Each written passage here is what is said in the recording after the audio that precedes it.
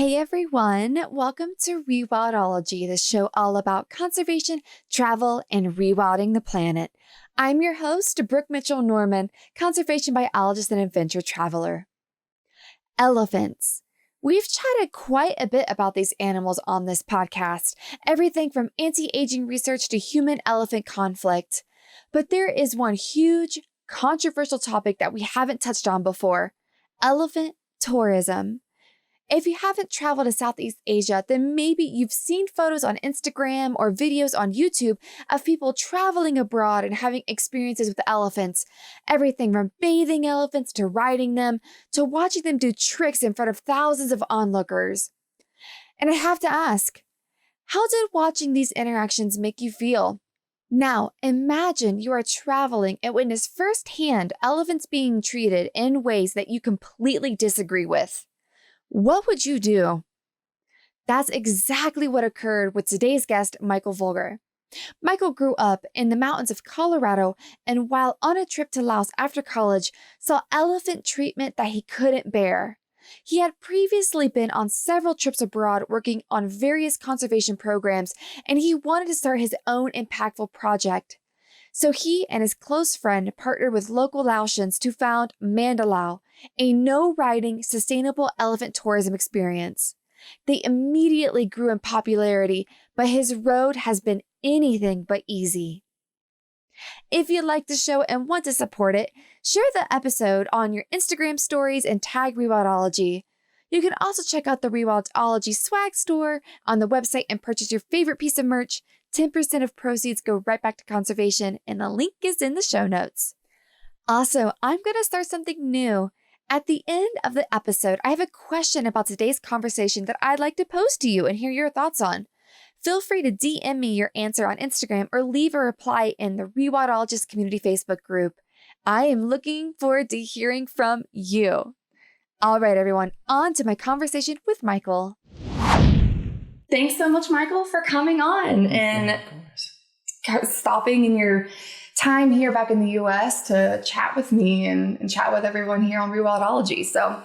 But before we get to Laos and elephants and all of your amazing work, where did this all start? Like, where did you grow up? What was your journey that brought you from childhood to what you're doing now?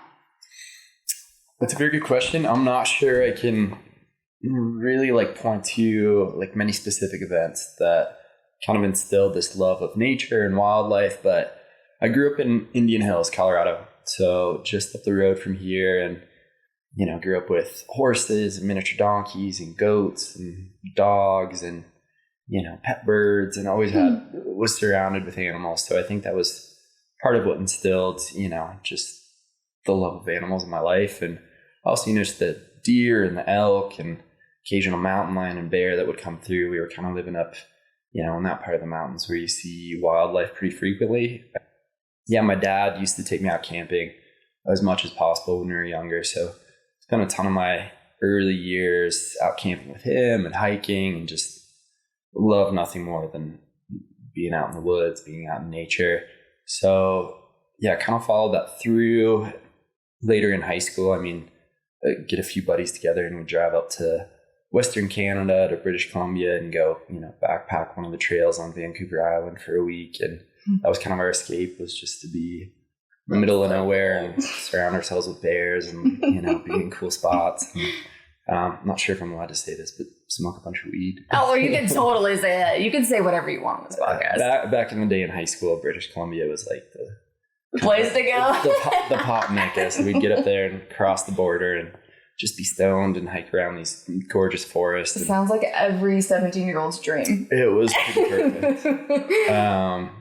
Yeah, so always kind of a passion. Then went to school up in Steamboat Springs, Colorado Mountain College, for an associate's degree in outdoor education, which is basically the coolest degree ever. It's just like rock climbing and mountaineering and canyoneering. I didn't even know that was a thing. It's epic. Yeah, it's for people who want to get into kind of teaching that kind of stuff. So what are some of the organizations, the big ones that take young kids out, students, like Outward Bound, those type programs. So I did a year of that. My grades weren't particularly good in high school. It was pretty hard not to get straight A's, taking classes like that in Steamboat. So I was able to get a scholarship to go up to Portland State for my bachelor's in environmental sciences. And it was kind of just through connections up there. I got an internship, I guess it would have been my junior year, like the summer off, to go work with the Orangutan Foundation in Southern Borneo. And that was kind of my first real exposure to like on the ground, like conservation project. And they had a pretty broad scope, whether it was working directly with the orangutans themselves, ones that had been displaced through palm oil plantations, or ones that were ex-captive in the illegal wildlife trade, or displaced by forest fires, whatever it might be. So they had that section, but also kind of sustainable community-based farming plots. So they teach villagers, like living around the edges of these parks, how to compost, how to basically get away from slash and burn agriculture. So they stopped chopping down trees, they'd stop selling their land to palm oil corporations, and actually be able to live like a sustainable life off the land without degrading it. So that was cool to see, kind of full circle, because there's a lot of steps in conservation. It's not just telling people, hey, you can't go into this forest and chop down a tree, or you can't, go and poach an animal, because they don't have livelihoods. That's what they depend on. So a lot of the work they did was focused on community-based development, which was pretty intriguing. So went back to school, finished my degree, and got kind of a joint opportunity. And tell me if I'm rambling on. No, oh my gosh, please don't stop. Keep going. Yeah, kind of a joint opportunity between a Denver-based nonprofit called the Global Livingston Institute.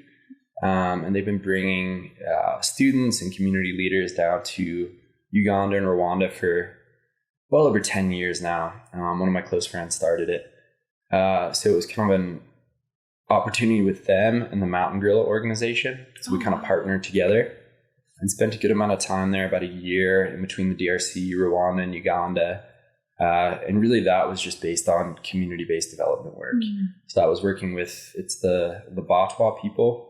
It's actually the only indigenous group of people in kind of Central Africa. Oh, wow, really? Yeah, and one of the most displaced groups. I mean, a lot of people talk about the genocide in Rwanda and the DRC between the Hutus and the Tutsis, and they were fighting, but the Batwa were fighting both the Hutus and the Tutsis were fighting the Batwa. So they're the most like displaced, like disenfranchised group of people living in the country. And they were the ones that were still in Volcanoes National Park or Virunga National Park, where the gorillas are. They were the last ones that were hunter-gatherers, that when they really started implementing strict rules that no one was allowed in the park, they kicked all of them out, which, in order to protect the gorillas, they had to do it.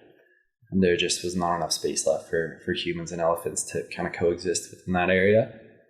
But they didn't give them the tools to succeed in life after kicking them out. So they had no education, really no even basic skills for farming, no real sense of, clean water systems. I mean, they were used to living off the jungle.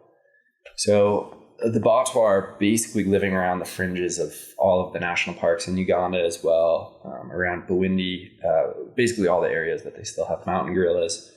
And a lot of our work was farming based. It was building small schoolhouses. It was delivering basic medical care and treatment, and trying to raise it to a standard where they could actually survive. I mean, I would love to say it was more than that. I would love to say thrive, but with our limited resources and what we had available, it was more just giving them the opportunity to at least exist somewhat comfortably. Maybe not by most Western standards. It wouldn't be a comfortable life, but certainly a step up from where they were. So trying to assimilate them into normal Rwandan culture. So I didn't get to work hands-on with gorillas. That's a pretty specific field. I got to see them a few times. That's awesome. Hiking up into the park. Take some treks. I took some treks. Yeah, and that was a very eye-opening experience, to say the least. It some pretty traumatic things that I had to see and had to. Do you want to share any of those? Probably not in too much depth. Okay, Not stuff I like to really rehash too much, but just extreme poverty to a level that I don't think exists many places, and just I don't know if I'd call them like human right crimes, 'cause it's not necessarily a crime, but just it's some pretty heartbreaking stuff. What these people were living through. So I like to think that we made somewhat of a difference there, help some people's lives, and at the same time, it is in order to protect the forest and the gorillas, and give them the opportunity to not go into the park and chop down trees and go poach animals or gorillas, whatever it is. So yeah, it was kind of like an all-inclusive conservation project. After that, I came back to the States for a little bit, was working some random jobs up in Alaska, tour guide and mountain bike tour guide, and just kind of random stuff. And I had fallen in love with Southeast Asia after working with the Orangutan Foundation. I traveled around for a few months, and I went to Laos, and I fell in love with the place. I mean, Southeast Asia has been like a tourist hotspot destination for about decades and decades. So, Thailand, Vietnam, Cambodia to some extent, they're all very well traveled. It's not and it's changed the culture in those countries, I think, pretty significantly. There's a lot more Western influence, a lot more of the travel experience is catered towards Western comforts. It's not you go to Thailand, and I feel like oftentimes you meet one of the locals and they're smiling at you because they know it's good for their economy. They know it's money's coming in. Whereas I think Laos has remained off that beaten path for travelers, and the smiles are still genuine. They're still like, oh my God, you want to come and see our country? And they're like so excited to meet like a foreigner who's, they want to talk, they want to so it still remained like, still kind of has its core essence, its traditional styles. And yeah, went to an elephant sanctuary there, and it was just awful. All the elephants on short chains are the ones that weren't, whole families on their back, and they just do these repetitive, little loops with the elephants in the hot sun, and whole families on their backs. And they weren't rescuing the elephants. They were turning a profit, bringing through tourism, and it was all very disingenuous and heartbreaking, to say the least. So I didn't have experience with elephants before, but I really wanted to get out of the U.S. I wanted to kind of start my own project, and that was kind of eye-opening. It's like, there's certainly, this can be done in a much better way, a way that's actually good for the elephants. And that's kind of what spurred me and one of my really good buddies to start investigating. We spent, 6 months traveling the country and looking for land and making contacts and figuring out the legalities of opening a project there. It's a pretty strict communist government. Still. Yeah, that's actually one of my big questions. If you wouldn't mind diving into that a little more, how did you do that? How long did it take? So we ended up meeting this gentleman, a German guy who'd been living in Laos for 15, 20 years. He'd opened up a couple of guest houses, a restaurant, spoke the language fluently, had good contacts, and we kind of hit it off with him. And he was excited to meet two younger guys who were interested in creating a new project. So he was like, yeah, let's do this together. Let's build. So he kind of got us the fast line into procuring business licenses and foreign work permits, and helping us find land and dealing with all of those issues that we really didn't have any experience with. Mm-hmm. So he definitely helped us move things along quite quickly. I won't go into it in too much depth, but it became apparent kind of right when we were opening up that his primary focus was making as much money as possible and didn't care so much about the elephants themselves. Mm-hmm. So our relationship ended fairly quickly after it started. So he's no longer part of the organization. Did you have to buy his portion of the business? Is that how you were able to cut ties? Yeah. Mm. So we bought him out of the company. One of my other really good friends who grew up here in Colorado as well was able to purchase his shares. Oh wow! And he's over there now, kind of overseeing things. But he's been with us for 4 years now, 4 or 5 years. So it's kind of like I guess I consider them my family, like a couple of my best friends. So it's like a little family business now. But yeah, I mean, it's, the government is open. They want to increase like economic revenue coming through the country. So they are open to foreign investment and having people come in and things that will draw in more tourists. So that part isn't exactly the most difficult, but it's our concept of what we want to do with elephants. And it's significantly different than what's traditionally done with elephants in Laos. So that's really where the fighting has begun, or the challenges have, we can get into this in a little bit more, but the training aspect with our baby bull, we had letters from the Prime Minister's office that we had to send him down for traditional training and breaking process. It was a legal requirement, even though we owned him, it was our elephant. Of course we refused, but that's, stuff like that. And they didn't really understand the concept of doing something for the elephants. I think they thought we were just some random Westerners coming in who wanted to do something different. They didn't understand the concept of treating elephants ethically. And now that we've started doing it, in some ways it sheds bad light onto all of the other elephant stuff that's going on. So it's raised tensions that they're almost like coming at us saying that, like, because we're doing this, it's saying that they're doing it the wrong way. So we've been faced with some backlash in that manner.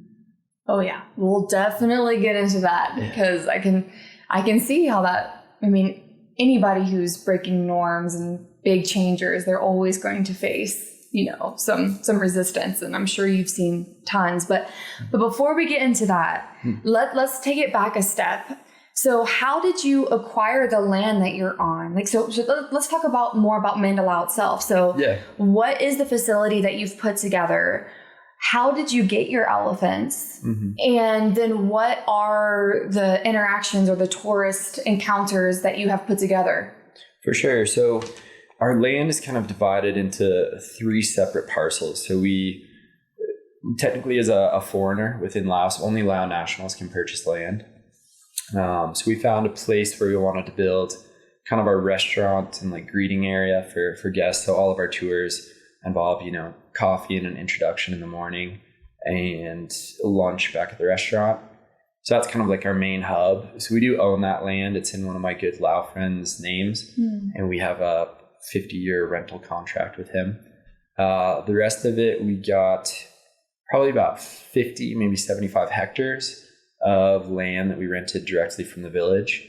So we sign off, I think it's every 3 years, we renew the contract, and it's just, village land. So primarily forested and nice grazing, eating grounds for the elephants, and where we do a lot of our treks with the elephants, walk through the paths up there.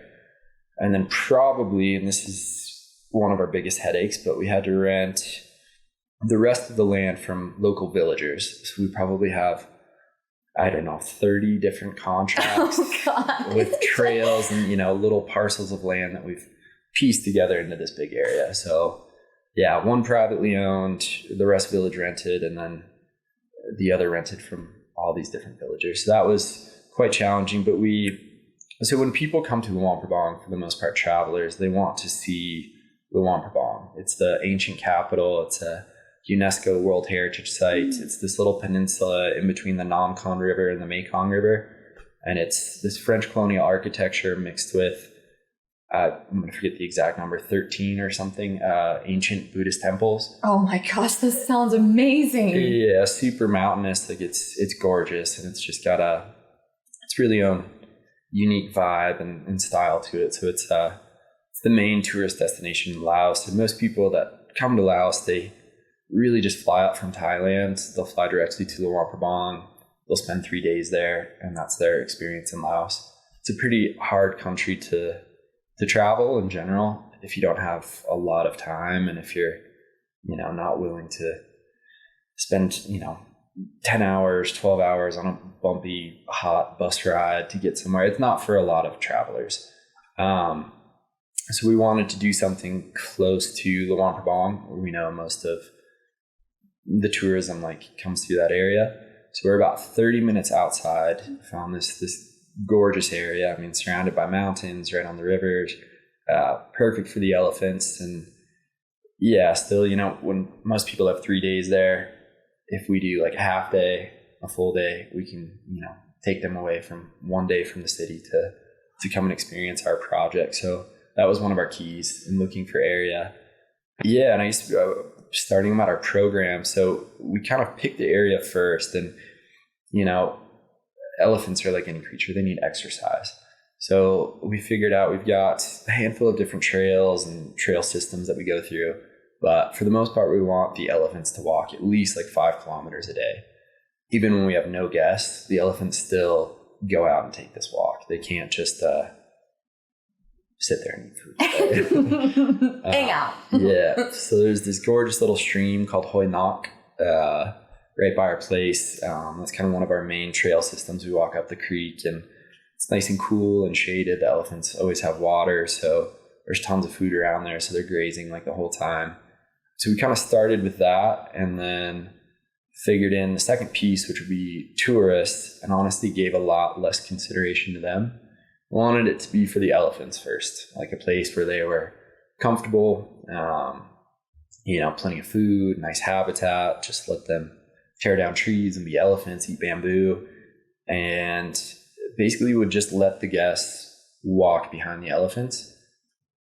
Yeah, we have some special boots that we provide because it gets pretty muddy. There's plenty of leeches and bugs and mosquitoes and stuff out there, but it's it's a jungle trek, so it's not it's not too steep or anything, but you have to be the right person for it. You have to be ready to go out into the jungle and get muddy and get some mosquitoes on you, and you know, be in the elephant's habitat. So yeah, we do half day tours, which is, you know, pick you up in town. Our guides will, and yeah, about a 30-minute van ride out to the property. Our guides will they're all just absolutely amazing, all from Laos, and you know, I've been working with elephants for countless years, know tons about it, know tons about the area. Give you kind of an introduction on the drive out. And our elephant master, who helped us found it, Prasop Tiprasert, he started the Thai Elephant Conservation Center in 1989, which was the year that Thailand outlawed the use of elephants for logging. So there was a huge influx of captive elephants with no work, nothing to do. So the government actually propositioned Prasop to build a facility, to build a new industry for elephants that were now out of work. And that was kind of the basis for elephant tourism as we see it today within Southeast Asia.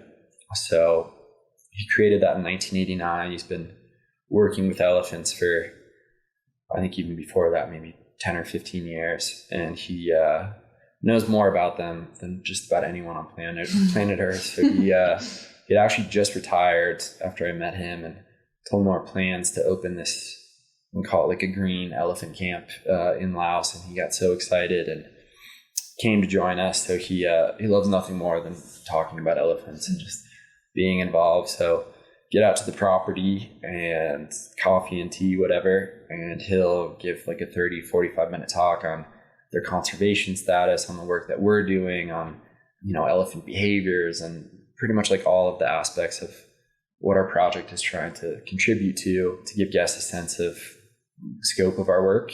And then cross the river. So our restaurant's on one side of the Mekong, and then the elephants are all on the opposite side. So cross the river with baskets of bananas and do a meet and greet. We keep the groups really small.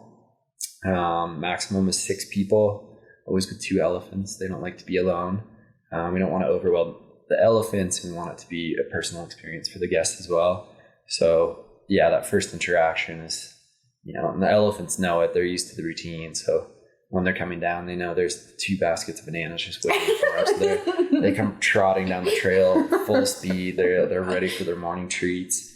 And then after that, it's just following them through the jungle. I think our half day, is about 3 kilometers round trip, and come back and have lunch at the restaurant, say goodbyes to the elephants with another basket of bananas, maybe do some swimming in the river. Well, if the elephants want to, we don't let the guests go in with the elephants or participate in the bathing process. We just let the elephants really, it's their decision if they want to go in and splash around.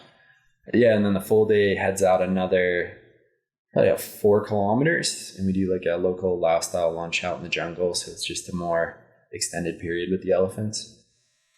Yeah, it's really simple. It's basically just meet the elephants and let them walk. And it's been pretty amazing to see how the elephants have shown their appreciation after, spending, I guess this would segue into the next one is the original 5 elephants we got all came directly from the logging industry, which is slowly dying in Laos. Technically, it's illegal as of like 2 years ago, but people still do it. Illegal. Exactly. Yeah. So yeah, we went down to one of the logging camps, spoke with the owners, and were able to get 4 adult females and 1 6-month-old baby boy. Him and his mother came together. So they were pretty skeptical at the start, but convinced them it was a good place. So we brought the elephants up, and they were very, very different animals. They're used to being controlled with force, hooks and hammers. They're used to hard work. They're used to, really no medical attention. They're used to, lack of food, lack of water. So when they came to us, it was like this kind of paradise, but they were all terrified. I couldn't even really approach one of the elephants. They'd, get scared. If you, move a hand quickly, you could see their eyes just close. You could tell they'd been abused, and it took some time, but not too long. But within, a couple of months, they were just completely different creatures, just so relaxed. I mean, an elephant, you can tell by kind of like their body movements, just flapping ears, their tail swinging back and forth. You can tell when they're relaxed and like comfortable, and they'd start approaching you, and it was just a completely different atmosphere. So you could tell they appreciated the change in their lifestyle and coming to us. And now they're just spoiled rotten. They get multiple baskets of bananas. So yeah, I mean, that's kind of how we started. And then as we started getting more, so we're primarily funded through the tourists that we bring out to the property. We never do like loops with the elephants. It's just one group of elephants. We'll go out with one group of people for the day, and then they're done. We're not like doing circles. We have a very limited number of people that we bring out every day. But once we started getting some recognition and people really wanted to come to see us, we, before the pandemic, I think we were pretty much booked out like 6 months to a year in advance. Wow. So it was working. So we actually, we're certainly never going to make much money off of it, but we had enough where we kept going out and rescuing more elephants, and we were up to 13 rescues, and just, had people coming through. And yeah, unfortunately with COVID-19, we'll get into that in a little bit, but without that revenue being generated, it's incredibly hard to care for elephants, certainly in the way that we set out to care for them. So 8 of the elephants that we had actually ended up going back to their home province to live with back in their villages that they came from. We can still go down and do vet checks and check on them at any time. And as soon as we get some revenue coming back through, we plan to bring them all back. But that's been pretty heartbreaking to not have them with us. But yeah, I don't know if that answered any. No, it did. And I think one thing to clarify too. So how many of these elephants do you own versus how you said they go back to their home province? So does Mandalao essentially rent them and house them?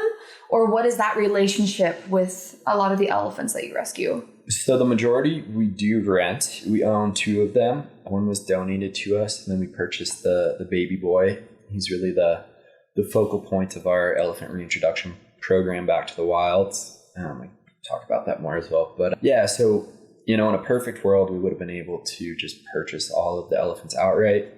That would take a lot of capital that we just don't have. So yeah, it's pretty commonplace to rent elephants from their families, the people that own them. And sometimes it's, 3 or 4 families that own one elephant.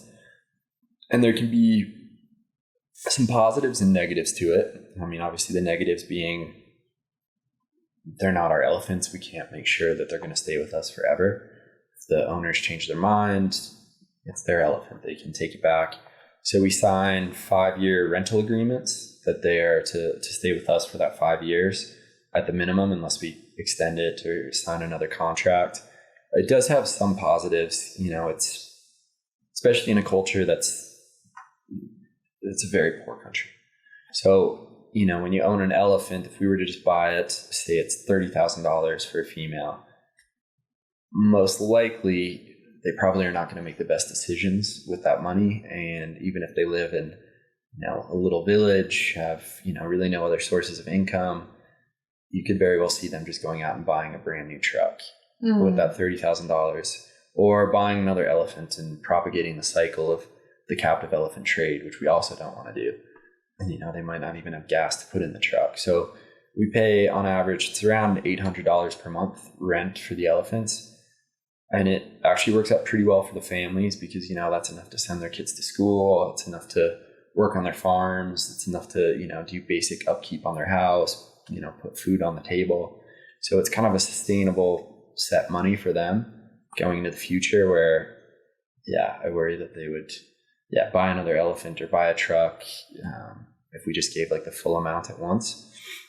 So certainly the ones that we're going to reintroduce back to the wild, we're going to have to purchase because I don't think any of the owners would be too happy if we just let them go. Go through a whole rewilding project. And just so you know, in about a couple years, your elephant is going to be wild. FYI. So that's a challenge we'll come to here in the future.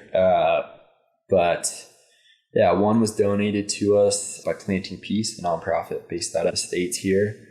And she is absolutely darling. Maycom, one of my favorites. I know I'm not supposed to have favorites, but they all have their individual personalities. Some of them are kind of buttheads. Other ones are really sweet. Some are just kind of antisocial and quiet. Some are, just always in your face, just, wanting attention or wanting treats and just, a little bit overbearing. But so we own 2 at this point, and we'll see how that progresses in the future. I think it would be really cool if you could talk about it a little bit more. You chatted about this the other night, and I would really love to bring it up. So anyone that's listening to this podcast, or most people who are, Americans or Western society, we view elephants very differently. Just because we just love them. They're beautiful creatures. They deserve these good lives. They're so intelligent. How does the local community view elephants? So with a difference in how they're being treated with you, versus whatever the norm is. Could you really go into that and just the differences of how we might see these elephants versus just local culture? Absolutely. So Lao is known, like the historical name is Lao Lan Song. Lan means million and Song means elephant. So it's the land of a million elephants. So it's deeply rooted in their culture. And you'll even hear kids still call it Lao Lan Song today. It's the land of a million elephants. But so culturally, they play a big part. You see all of the temples, buildings, names of restaurants, like everything has elephants in it. When it comes to actually their interactions with elephants, that's when it starts to change, like with actual living elephants. And in that sense, I think really the traditional kind of view there is their livestock. It's not much different than a water buffalo or a cow or whatnot. The elephants are used for timber logging and timber export. Like they're animals for use. And I think that goes back for centuries, if not longer. So it's, a difference between a Western society or other places might see this incredibly intelligent, unique, amazing creature that deserves all of this extra respect because of what they are. Whereas I think to the Lao people, it is still very much just an animal that is to be used for, practical purposes that can help out, help out humans. I don't think with some of our staff, our guides, the ones that are, more well educated, they can understand the difference between what we're doing and another, say riding camp that's nearby us, that's primarily based to, Chinese tour groups that just want a 15-minute ride that, is not focused on the elephant's well-being or whatnot. So some people do get that, but for the most part, I don't think most people understand most Lao people don't understand the difference between what we're trying to do and what the camp right next to us is trying to do. Mm. They see we have customers, they're like, oh, well, these, travelers want to come in and walk through the jungle and just stare at an elephant, and that's fine. But I don't think they think about it on like a much deeper level than that. And just with animal welfare, really in general within Laos, it's very different than most more developed countries, like ideas of it. I mean, dogs running around stray, they'll feed them like they're kind of pet dogs, but they're not allowed in the house. They're not going to go up and like pet a dog and give it love or anything. And chickens and, little pigs, like just running through the villages. It's just waiting to get eaten, basically. So they don't have that affection for animals like we do. And so I think that's very much cultural as well. And I think it also like ties into just the training process with the elephants and what we've had to battle with our baby elephant, because he's been raised on positive reinforcement, but they're seeing it as, no, we're the livestock department and this animal is the same as a water buffalo, and it's meant to be used to benefit humans, and it needs to be trained in this manner. Yeah, so there's a respect for elephants there. People certainly have. I guess another piece to the puzzle is when you're talking about wild elephants, and certainly, there's not many of them left there, but Nampui National Biodiversity Conservation Area, where we plan to work and reintroduce some elephants, there's still a lot of human-elephant conflict. So the villagers living on the outskirts of this park, it's still very common that the elephants come out of the park, raid their crops. It's a couple times a year, either, an elephant's killed or a few villagers are killed. They're trying to protect their livelihood, protecting their farms. You can't fault them for that. In many other countries, you look at Thailand, it's an issue there as well. The government actually has money to reimburse the farmers for the crops that are destroyed. There's no sort of program like that in Laos to, help people out after an elephant's destroyed. So to a lot of, the villagers living in those areas, these elephants are nuisances. They want them gone. They'd be just as happy if, all the wild population just disappeared. So, there's a big difference between captive and wild. And I would say in captivity, they're still pretty rare in captivity. They say 500 to 1,000 elephants left in Laos, and that's both wild and captive. I think there's probably about 300 captive and probably less than 200 wild. From all the people I've talked to, like the best estimates. But a lot of people, especially if you grow up, in the Wampabong or Vientiane, like one of the big cities, a lot of these people have never seen an elephant before, like an actual live elephant. So we bring out like student groups and classes and monks from the monasteries, and they're all, super excited to see elephants, terrified. Understandably, they're big creatures. Yeah, so I think while elephants are deeply rooted within the culture, they're still kind of an enigma to most Lao people. They're still almost like a foreign concept. Like most people don't have like real hands-on experience with them. So it's a bit of a disconnect between what it means to the Lao people and what is actually happening to them and how they're being treated. Yeah. I think this would then be the perfect segue. So you mentioned it briefly a moment ago. So it sounds like the way you are now treating elephants and starting this new ethically way of, taking care of them is starting to maybe ruffle some feathers. I would love if you dove into that a little bit more. What is starting to happen now? Maybe some conflict between you and maybe just culturally speaking, or with how you're saying like, hey, this is actually how you're supposed to treat elephants. Yeah, we've seen some positives and negatives. the camp closest to us, I'm not sure how many elephants they have now, but there is a growing market for tourists who want to experience elephants in an ethical way. I think it's becoming more like kind of common knowledge that, riding them or being in a place that doesn't really care for the elephants it's almost becoming taboo for a lot of Western travelers, which is a really good thing. So I think, at the start, we got popular pretty quick.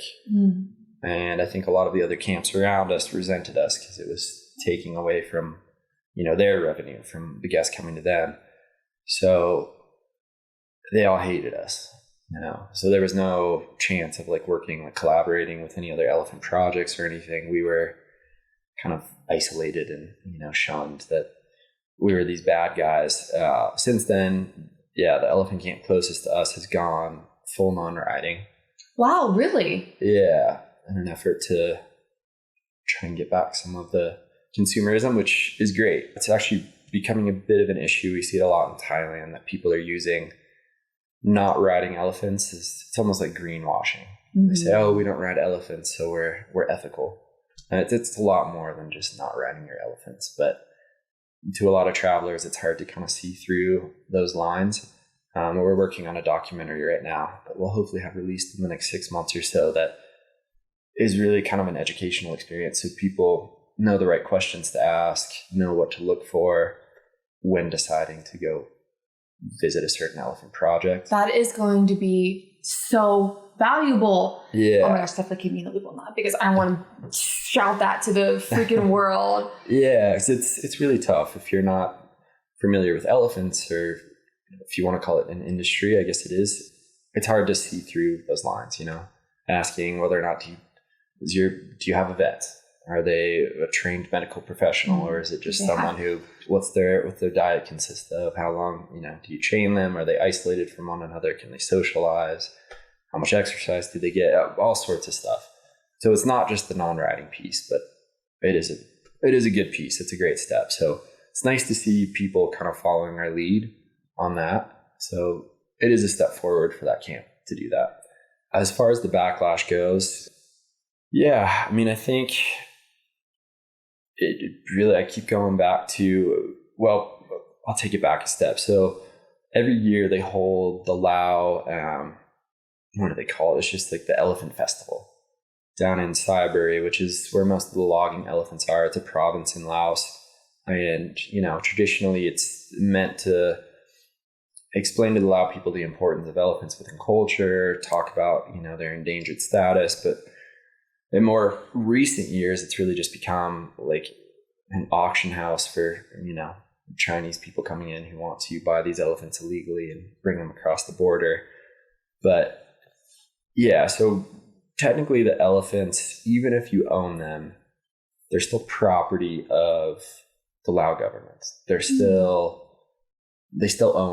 Laos still owns them. So this elephant festival is a horrible, horrible place.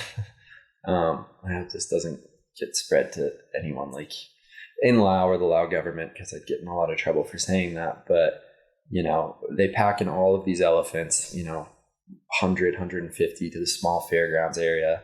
No trees, burning hot sun, piles of trash, all the elephants on short chains. They do short rides. They do a show with fireworks and stuff, and it's awful. So they have always wanted us to send our elephants down to this festival to participate, which we've never wanted to do. Yeah. It's the exact opposite of, what we think elephants should be doing.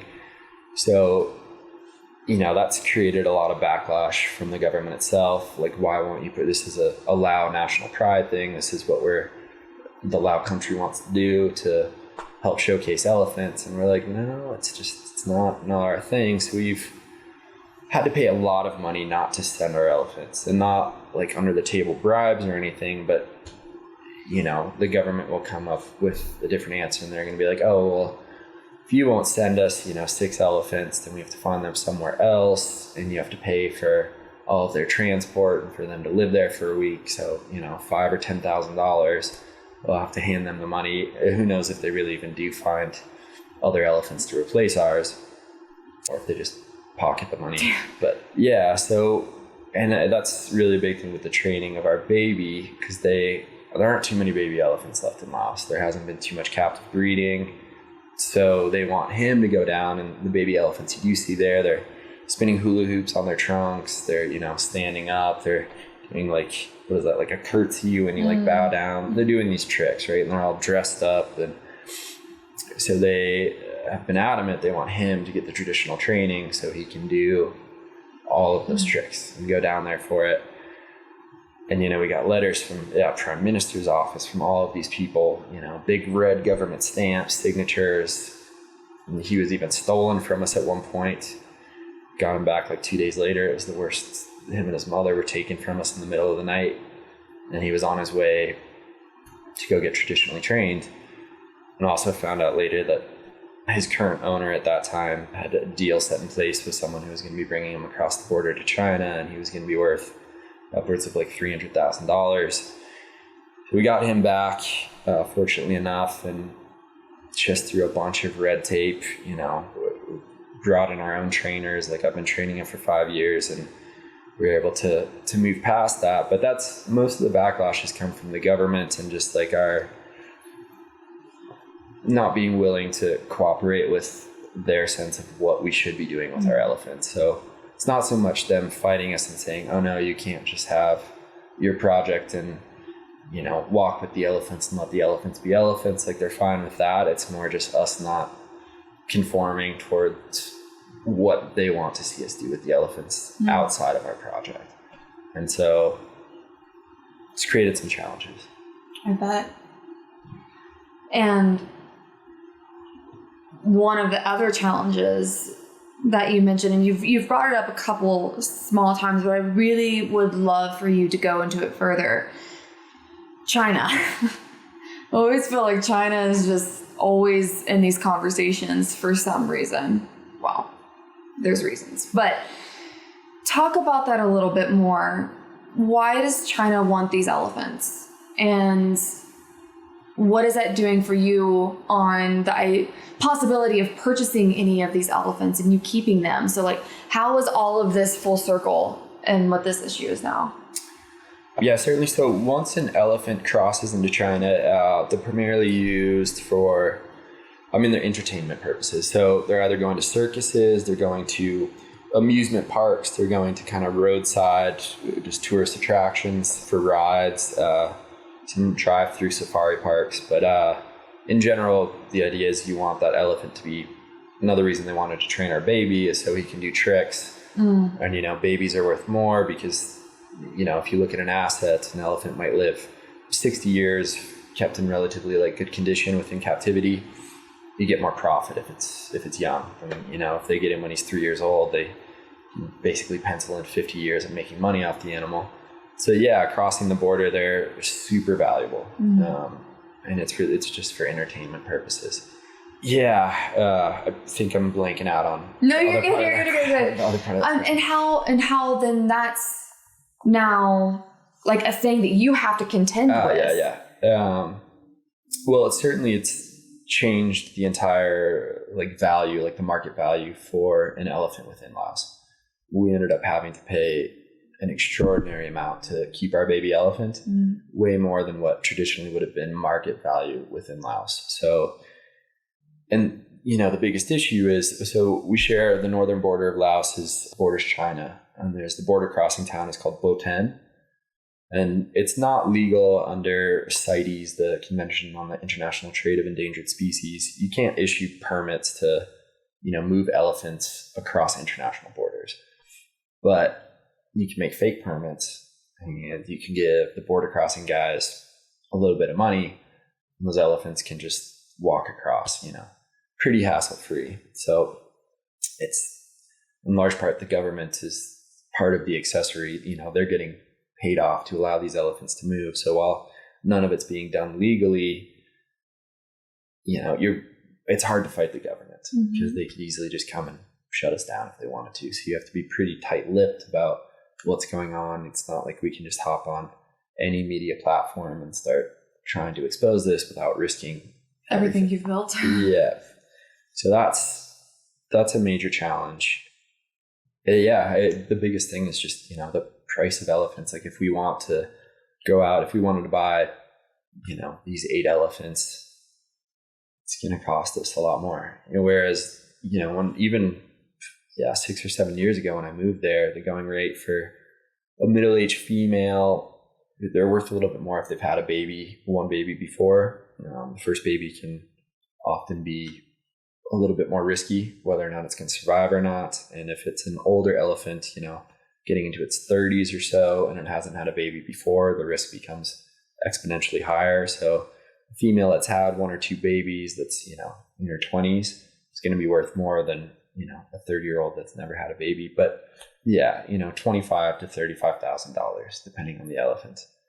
And now, people are asking $50,000-$60,000 for an elephant. So you're talking about buying 8 of them or however many, can only afford 4 of those if you're paying about $30,000. I was going to say, you're easily, that they're going for like $60K for what you have. You're easily going to be up until like $500,000 just to even think about having your own. Yep. And then that doesn't even include, the salaries for the mahouts being their caretakers. Normally each elephant that we have 2 mahouts because, they need time off. People get sick. If one of the mahouts decides he needs to leave or go back and take care of his family, whatever the reason might be, elephants get imprinted on the people they work with. They develop really strong relationships. So even someone who's worked with elephants their whole lives, I guess it's dependent on every elephant. Some elephants are really easy. Some you could just swap in a new mahout and it would be fine. Some really only have like one mahout that they'll like listen to, that they feel comfortable with. So we want to always have 2 just in case. That sometimes, Maycom, the one that was donated to us, she's been with her mahout for almost 30 years, maybe 27 years. His name is Yacht. His relationship with that elephant, it's really hard for anyone else to work with that elephant. He's almost impossible to replace. So we do always have the one mahout that's been working with the elephant for an extended period. We bring in another mahout that can, work with that long tenured mahout and get to know the elephant really well. So we can, and it's much more comfortable for the elephants. For the most part, they don't want just some random person coming in and telling them what to do. Yeah, but so on top of the price of the elephants, everything in Laos is getting more expensive as well. I think every place in the world, just inflation is increasing. So salaries are higher, the cost of food for all of the elephants, our medical bills, the cost for the land, the cost for, office rentals and stuff. So we can actually bring people out there. So all of those costs add up. So beyond just buying the elephants, it's incredibly expensive to keep them as well. So if you're talking about $500,000 to buy these elephants, then you're also, we're talking about, a few $100,000 a year on top of that just to be able to take care of them. So it's a lot of money. Yeah. I need Jeff Bezos or somebody to just buy all the elephants in Laos and help us out. But it's so prices are going up. Wow. Yeah. I guess this might be the perfect time then to talk about COVID. So COVID has hit everybody around the world hard. And I feel that even the poorer countries, it is hit even harder. And having been in the tourism sector, I lost my job, but luckily for me, I just lost my job.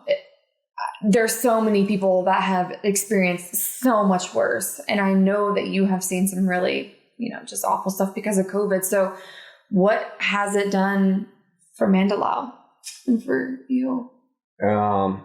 It's been an incredibly difficult stretch here for us.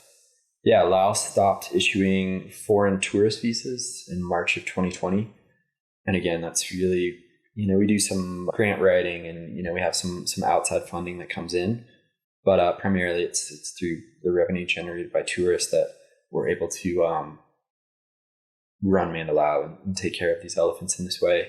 So without that, we've been hit pretty hard. I guess no one saw COVID coming. In hindsight, maybe should have anticipated something, but we didn't have the resources like enough saved up or backed up to be like, oh, we can just go without any customers for 2 years. So yeah, I mean, that really led to us.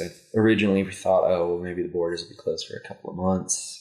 And then it was 6 months. And we're like, oh, maybe a few months longer.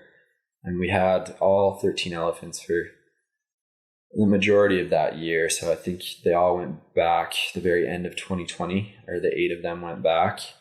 And it was just, we couldn't afford the salaries for the mahouts and all of the food and the medical treatment. And actually a lot of our elephant owners wanted to breed their elephants. And we're not into breeding for the sake of keeping elephants in captivity. So we don't do any on-site breeding unless it's strictly for the purpose of reintroduction. But it was kind of an opportunity where they know that about us in Mandalao. So I'm like, okay, if you let us bring the elephants back to our village, they all want to breed because, to them, I don't mean this as a fault to them, but a baby elephant is worth a lot of money. So yeah, they took them back. So it does probably mean that when these elephants come back to us, we'll have, at least a handful of them that are pregnant. We'll open up the whole conversation of how we can purchase those baby elephants so we can use them for reintroduction. But yeah, we've seen there's 6 elephant camps around the Lumpur, and they're all Lao owned.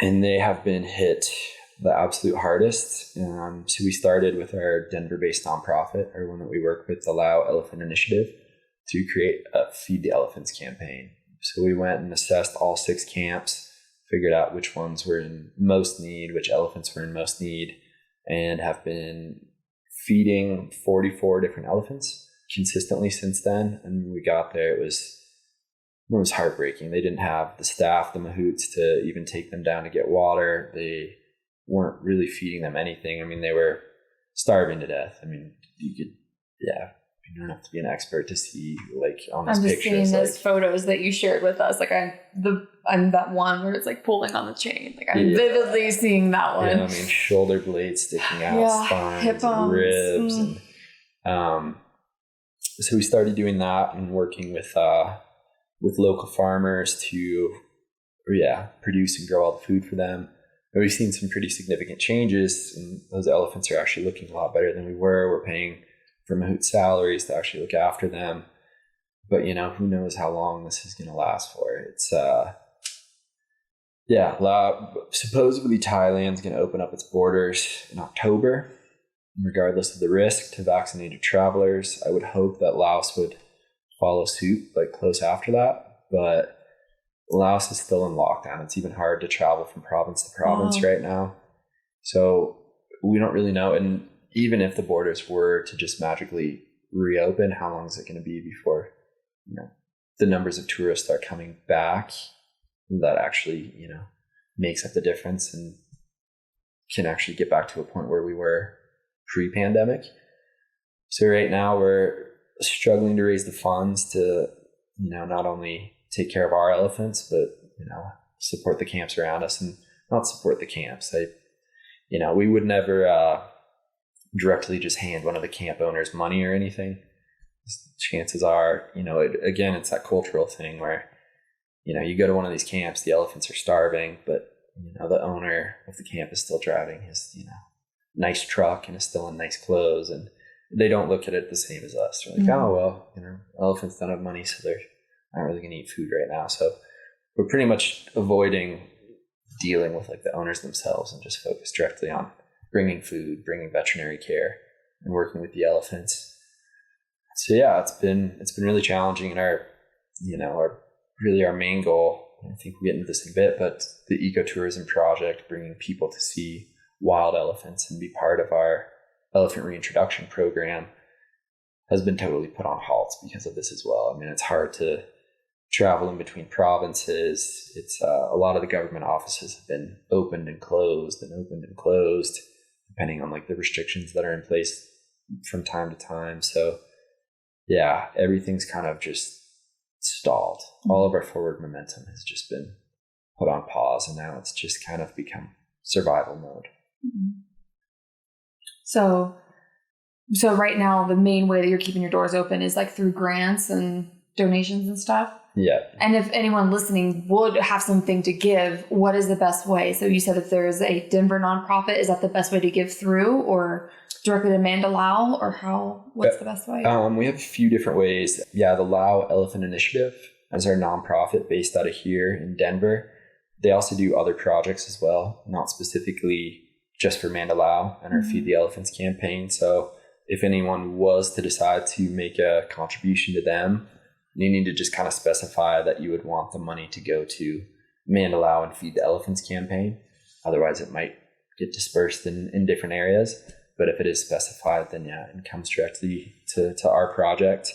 We do also have GoFundMe just on our website, mandalaotours.com, that we're raising funds on. I know GoFundMe is not exactly the best. They do take, I believe it's like 3%, which is a major bummer. But it's having all of our bank accounts in Laos. It can be pretty challenging for people to make, even if it's a $5 donation, whatever, to transfer that all the way overseas. So we decided to use that as our platform. So those are probably the two best. And then the Katie Adamson Conservation Fund, they just launched a fundraising campaign for us as well, and Feed the Elephants. So if you go to their website, they're also a nonprofit. Any of those donations will come directly back to us as well. Yeah. Everyone listening, you know Dave. Dave of KCF. And if you haven't, go listen to episode 2 because he is the bomb. Awesome. Yeah, he's the one that hosted the fundraiser the other day and all proceeds from the fundraiser went directly to you. So yeah. And yeah, it was a very moving fundraiser. So hopefully the people there were like, yes, let me help Michael with elements. Sure. Yeah, and I mean, also just on top of that, I realized after, I just said we have no idea when the borders are really going to open and things are going to get back to normal. But, if people want to contribute, come out and see us. Like tourism plays a huge role in conservation and what we're able to do. And sometimes people think, well, the concept of sustainable travel doesn't really make sense. You're hopping in a plane, all those carbon emissions, all of the waste, all of your food, it just seems like that's not sustainable. But really, projects like ours and many others around the world, they're fully based off the revenue generated through tourism. So pick the lesser of two evils, but some carbon emissions versus showing a government that we need to protect these animals. They're actually valuable. And I hate to think about elephants and money together. I guess it's more of a Western concept, but the intrinsic value within just protecting an animal should just be inherent, but it's not in most places in the world. They need to see the cash value, and that's what tourism does. So without it, the animals suffer. So yeah, when things open back up, please come and see us. Yes. come. Oh, we're coming. We're coming. I already have another Nepal trip that I need to go see red pandas and snow leopards. Nice. And then go to Kathmandu, and then we'll just hop on over. Sure. And I'm sure Dave and Ray and Chuck will be with me too. Oh, hi, baby. Oh, hi. Do you like being a part of the conversation too? She's loving this right now. Yes, you are. Yes, you are. You have anything to add? Yeah. Do you want to say anything? Do you approve? Oh, yeah. Yeah. She's like, I'm just going to sleep and enjoy. I'm putting her to sleep. It's not entertaining. No, if she was really bored, she'd be in the back room. No, she's totally enjoying all of this right now. Okay. But when it comes to tourism, that's why I'm such a big advocate for it, and why that's when I made my big career shift to sustainable conservation travel, is because it is one of the only industries in the world that puts a direct dollar value on alive and thriving wildlife and nature. Yeah. There are very few, if any, other sectors or industries that directly place value on nature and wildlife, because it is about money. It really truly is. It is about money. That is the way the world works. And as much as we wish it was all about butterflies and rainbows and roses and just good feelings, that's not the way the world works. It is about money. And so to take advantage of that and put it to our use, ecotourism, giving people this amazing experience that then supports these elephants and then shows a whole entire country that you can do it different. Absolutely. You can do it sustainably. You can do it where these elephants have a good life. And this is how. We will show you how it's done. And maybe even start a movement in the process with a lot of hard things along the way. There's nothing easy about anything that I just said, but for sure. But no, you're absolutely right. Yeah, it's one of the like key cogs in the puzzle. I mean, it's a main piece towards certainly, not just with, captive. I think you're talking about just the broader scope of conservation, not just with animals in captivity, but, conservation of wild species as well. And that's kind of our next big step is really going to be to let's go into that. Nam Pui National Biodiversity Conservation Area. No national parks in Laos. They just have this really long name for some reason. But yeah, they still have about 80 wild elephants there. We've been working with WWF Laos. They've been there in the park for 12 years, maybe. Yeah, and just this core zone of the park that we've mapped out, and it's gorgeous, beautiful. The Nam Pui River comes through, massive old growth trees, perfect elephant habitat. I mean, bears, leopards, clouded leopards, white-handed gibbons, all sorts of wildlife that you don't see much of in Laos anymore. It's one of the few like main pockets that's left, but it's it's a protected area, but it's not really protected. Without the WWF Laos being there, there'd be really like no protection at all. But they don't even have the resources to be able to fully protect the area. They've got 2 patrol teams that go out. They have their camera traps and stuff, but it's not nearly enough. How big is this area? It's just over 100,000 square hectares. And they have 2 patrol teams. Yeah. And this isn't savanna. This isn't flat, open grasslands, right? No, it's mostly steep mountains and thick forest. Wow. So yeah, the goal would be to get some sort of a concession or a right from the government to set up our own patrol teams. Work with the WWF Laos since they have a lot more experience there than we do. But we've identified a few different salt licks that the elephants come to most every night. Build big viewing platforms up above because you don't want to be on the ground when, some wild elephants come walking through the jungle. So where we can safely observe the elephants without, distracting them as well. We don't want to interfere with their kind of like normal behaviors. Guests could go out with the patrol teams and set up and check wildlife camera traps, measure and, monitor tracks and like different animal signs that they see along the way. And build like an eco lodge there, so people could spend a few nights within the park in this gorgeous area, and really show the government, there's money to be made here. Like you could go through and you could chop down those trees, or and then that's that, and then it's just a grassy field after that for a few hundred years till the trees grow back, or you could build it into something sustainable that is good for the country's image, that attracts more tourists, that but still it's hard to, without actually putting that into place and showing them, it's a hard thing to convince them that it's real and true. So we have a few hurdles to get past before we can get to that point, but I'm really confident that once we do, they will see the upside of it and be more supportive in the future. And hopefully we can do it in other parks within Laos. And that'd be where we did the elephant reintroduction too. So it's a long-term process. It's not as simple as, kicking the elephants in the butt and saying, good luck, be free. It's a few years before the elephants are truly like acclimated towards wildlife. So you'd still have kind of that aspect of, the goal would not just be our, first 3 or 4 elephants to reintroduce, but it'd be kind of like a constant stream of elephants coming in, captive elephants that we rehabilitate and put back in. So guests could also participate, with the elephants that are in that rehabilitation program and see the work that we're doing on that front. And the park itself actually shares its whole western border with Thailand. There's 3 national parks on the Thai side and a no hunting zone. Actually, the no hunting zone is more well protected than Laos's national protected areas. Wow. Thailand does a really good job. It's kind of the gold standard for conservation in Southeast Asia. So there's plenty of room for the elephant population to expand there and for them to wander over to Thailand. And yeah, so it's a great location, but the hydropower Laos is becoming like the battery for Southeast Asia. They're putting up hydropower plants and reservoirs at just a ridiculous rate, displacing a ton of, the wild elephant populations within Laos, not just elephants, but all the species that call those areas home.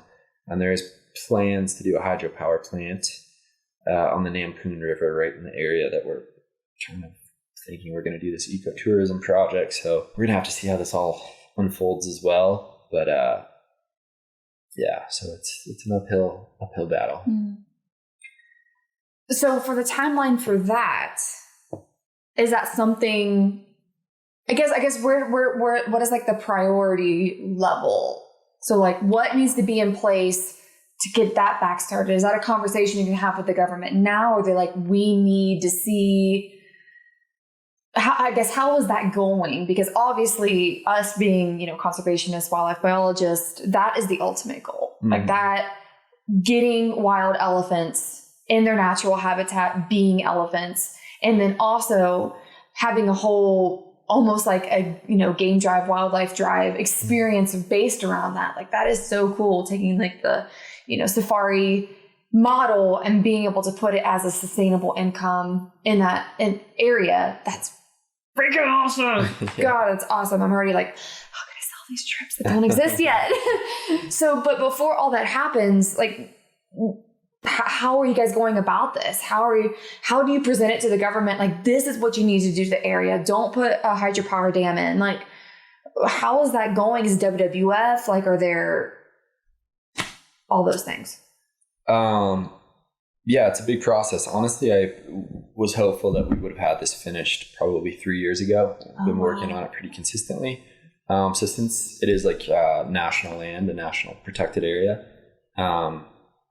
you have to deal directly with the government to get any sort of right to do any work within the park. So we've submitted our entire feasibility study, our action plan on how we're going to develop it. We've shown, the assets needed, the work experience that we have, the knowledge and know-how to be able to complete this project. We've been working with a team, a law team down in Vientiane, the capital, that basically brings this and presents it all to the related government sectors that kind of make these decisions.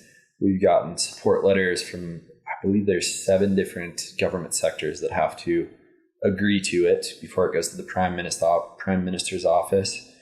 And then it has to go to a national committee and be voted on. So it's tough. They've come back with us with different things saying, well, if we're looking at about like half the park, about 50,000 hectares that we would want like full right to patrol. It would be ours to manage. They came back at one point and said, it's going to be, I can't even remember the exact figure, but it would have been like a few $1 million a year that we had to pay, which was like, okay, yeah, that's not going to happen. And then they came back and we're like, all we want to do is build like one little eco lodge, a couple of like viewing towers. Like, we're not going to cut down any trees. We're not going to be disturbing. Like, this isn't a mining operation. Like, we're trying to preserve it. I'm like, oh, well, that's very different. And, maybe you can just pay for this little chunk of land that you actually build something on. We've actually got support from the Prime Minister's office. So we've got all of this support, and it seems like even 2 years ago, and it really, again, everything is just completely stalled with COVID. So the past year and a half, it's just been kind of like dead in the water, like no progress at all. Before that, I felt like we were really starting to get somewhere. And then, everything just kept kind of dragging on. And it's in the Siberia province where they hold the elephant festival, where most of our elephants are from, where we've kind of battled the government with not conforming to sending our elephants there, not conforming to send our baby elephant for training. So I think we're getting a lot of pushback from the province level government. And it is a very strong province within the country. I think the governor is giving some pushing back towards the Prime Minister's office. I'm not exactly sure, but it's been kind of stalled and hasn't really gone anywhere. And then we also heard about this hydropower project, which I'm sure they have a lot more money to invest. It's right in the same area we're looking at. So I think there's a few moving pieces. So if you had asked me 3 or 4 years ago, I would have said this would have already been created and operational. So it's hard for me to give a timeline. We would like to get it done as soon as we possibly can, but it's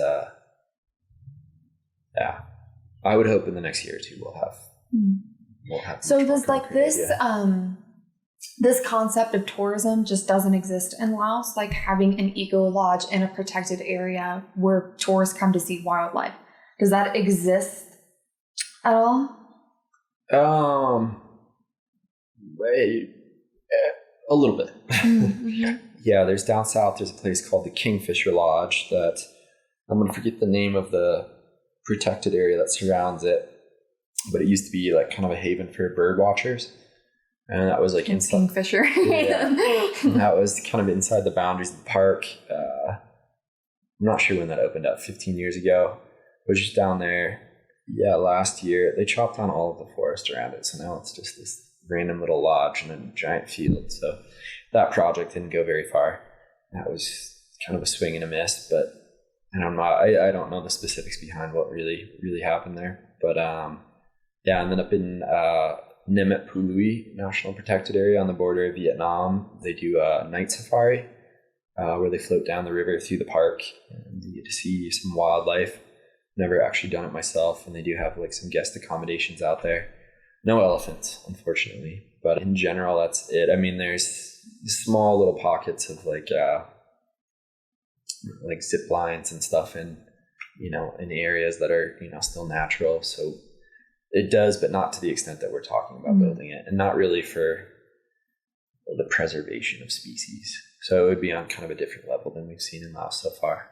Because I can see how that might be one of the reasons why you're running into so many issues. It's like, we've not seen this model before. Is it going to bring us this much money when we know hydropower is going to bring us this direct revenue? For sure. I can see that being a big issue.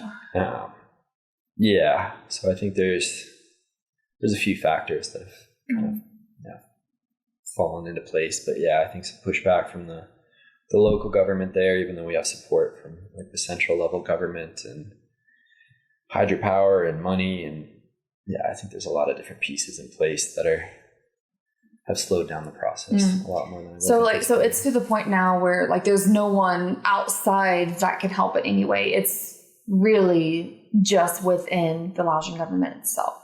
Yes. Okay. So it's like, I know some conservation travel development people, like I think whatever you need, I probably know somebody, but it doesn't sound like that's the issue. It sounds like it's purely in country getting the thing off the ground. Yeah, I mean, we already have architectural designs and like everything like submitted in our feasibility study and our business proposal and all of that. So it's really just getting the approval. Well, and then also find the money to be able to build the project. But I'm confident, given the right business proposal, we'll be able to find someone who could invest the capital needed to build it. Absolutely. I think that'll be one of the easier parts, but yeah. So we'll see. I daydream of the place all the time. It's like, it's a little paradise. It's incredible. Well, when that's built, I'm going to be there. I want to be some of the first guests. For sure. That would be incredible. Dang, dude, you have like such a crazy story. And all of this stuff that you've done. So how long have you been there? How long have the Mandalao been around? And we opened up in 2016. So I guess I probably moved there. Maybe it was 2015 that I moved there full time. Wow. And then off and on for a year kind of before that. Like I said, we spent months, like toured the whole country, like really tried to learn as much about it as possible and figure out the best possible place for us. Also one where we could see ourselves living. That's a good point. It's a very rural country. I don't know at 26 or whenever I originally moved there, that I was quite prepared to just do straight village life for the next, foreseeable future of my life. So Luang Prabang kind of also made me realize just the tourist flow through there. And also it's just a great place to live. So kind of did a little bit of a balancing act in between there. So off and on in 2015 and then full-time in 2016. So what would you say, I love asking this question to pretty much anyone that comes on. In your journey so far, what has been the hardest thing that you've had to overcome?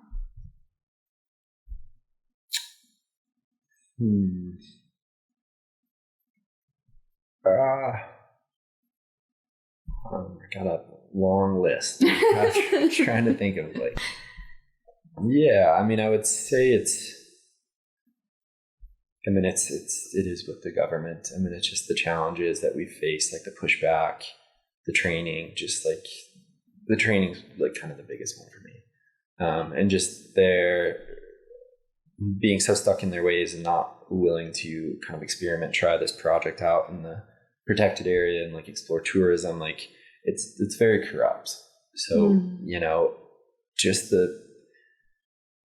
it seemed like when we originally like kind of came up with these ideas, let's do this. I was down with the WWF all the time, exploring the part, mapping out like the core zone boundaries. Like it's like, yeah, let's do this. We have this locked up. This is a great idea. And then just getting completely just like stonewalled by the government. And there's so many communist government. There's huge government. There's so many different agencies and so many different levels, and like to try and like get through all of that red tape, and you might get 20 different pieces of paper stamped and signed by government officials, and then you move to the next level and then they don't agree, and then those 20 are worthless, and then you have to restart again. So just trying to get support from the government to like move forward on this kind of stuff has been mentally really stressful and challenging. I would say it's been the biggest hurdle. Well, then on the flip side of that, what's been the most rewarding? What keeps you going? That one's easy. And like I mentioned a little bit earlier, but when we originally brought up those 5 elephants, and it's true for all of the elephants that have come to us that are kind of they were shells of what they are today, and just seeing, these scared animals that have lived these horrible lives coming and just turning into completely different creatures, and just, opening up and becoming social with one another, and, being around people and into the water and playing. We've got this mate too. We don't know exactly with all of our elephants how old they are. It's kind of like a guesstimate, but she's probably in her 50s, late 40s.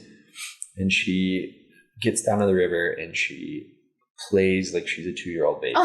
Slaps her truck and rolls around and floats downstream. And it's like actually behavior you don't normally see in adult elephants, but it's like she never had a childhood to experience that and be an elephant. So she's getting to live out her childhood fantasies as like an adult. So it's so rewarding to see these elephants like actually enjoy life and appreciate their surroundings and be happy and live the lives that they deserve.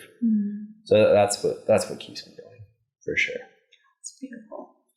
What is a message that you would like to share? A piece of advice, or just if there's one thing that you want somebody to take away from this conversation, what would that be? Very good question. I guess kind of simply put, certainly when looking at animals in captivity, and this doesn't just have to be for elephants, it can be even for your little kitten right here. She perked up. She's listening to you. We as humans have altered the face of this planet so significantly. And this could also go for wild animals as well. But, animals didn't choose to be put into this position. No elephants chose to be in captivity. It's humans that put them into this position. It's you that decided to get a kitten. And, really with that becomes the responsibility on our part to treat them the way that they deserve and give them the best possible. It's not, well, these animals, I guess kittens are a little bit different, or cats, she could probably survive on her own in the wild. But, most of our elephants, they rely on humans to survive. I feel like that's all they've ever known, right? Yeah. So it's, just looking at your life, and everything around us, we did this to the animals, and it's our obligation to do the right thing and take care of them in the right way.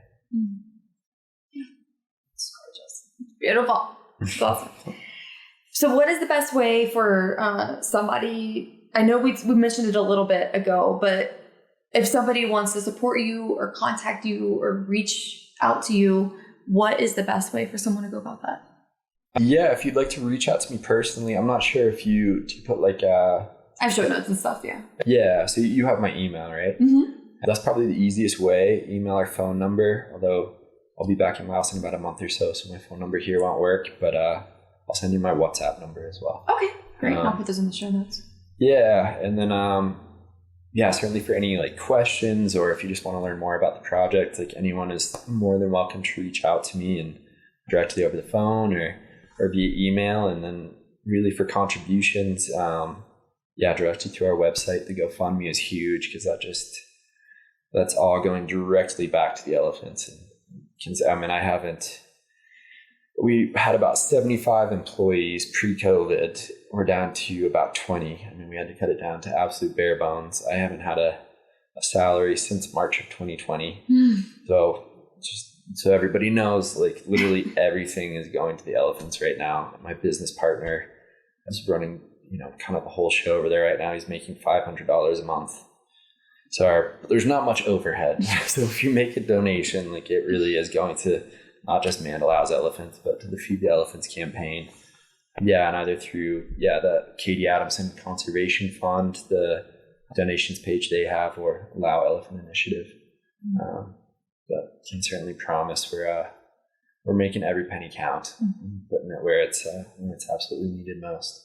It's awesome to hear, about an organization that really is doing, they're walking the walk as they talk the talk. So for sure. Yeah. That's hopefully when things do open back up, people will, really see our true colors, and hopefully we'll start getting people back and, get the support that we need to continue pushing forward with the ecotourism and bring our elephants back and continue supporting the projects, the elephants around us that need the most help. So yeah, hopefully it all comes back full circle. Yeah, hope so. Do you have any parting thoughts before we wrap up today? No, thank you for having me and your awesome work. And I love that you're meeting a ton of interesting people and getting the message out there on conservation, because there's a lot of people in this world that are, really dedicated and focused towards conservation efforts. And it's wonderful to have a platform like yours where you can get the word out. So thank you very, very much. And I guess excited to see you in Laos. You're going to see me in Laos. It's going to happen. Excited to see everybody in Laos. So please share the message. And as soon as things open up, come on out and see us and hang out with the elephants. And we can do this together. But it's going to take a community to be able to make this happen. Right? I certainly can't do it by myself. That's for sure. Right. And that's what this awesome community is all about, us supporting each other, all for the greater good of wildlife and nature. For sure. Yeah. Awesome. Well, thank you so much for coming on, Michael. Absolutely. Can't wait to Thank get you it for on. having me. Wow, what an impactful conversation. For this week's question, I want to pose this to you. And again, please DM me on Instagram or email or website. Anywhere you want to get a hold of me. I'm so easy to get a hold of. But this is the question I would love to pose to you. Have you participated in elephant tourism anywhere in the world? If so, what were your thoughts about the experience? Did Michael's stories clarify the conundrum of captive elephants in Asian countries? All right, everyone, reach out to me. Let me know. I would love to hear your answer. Hey, thanks again for listening to this episode of Rewildology. If you like what you heard, hit that subscribe button to never miss a future episode. Do you have a cool environmental organization, travel story, or research that you'd like to share? Let me know at rewildology.com. Until next time, friends, together we will rewild the planet.